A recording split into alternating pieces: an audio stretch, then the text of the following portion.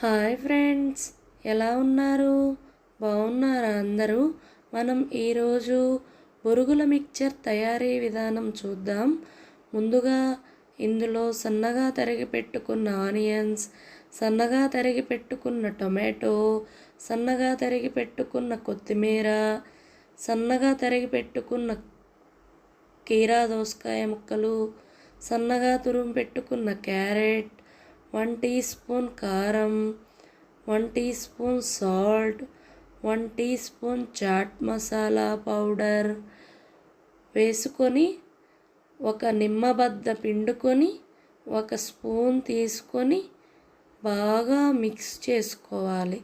ఫస్టే బరుగులు ఎందుకు వేయలేదంటే ఇది వెజిటేబుల్స్ నీరుగా ఉంటుంది కాబట్టి ఇప్పుడు మిక్స్ చేసుకుంటే కరకరలాడుతూ ఉంటుంది. బొరుగులు కూడా వేసుకొని బాగా మిక్స్ చేసుకొని సర్వ్ చేసుకుంటే టేస్టీ బొరుగుల మిక్చర్ రెడీ. మీకు కనుక ఈ వీడియో నచ్చినట్టయితే like, share and subscribe to my channel. Thank you.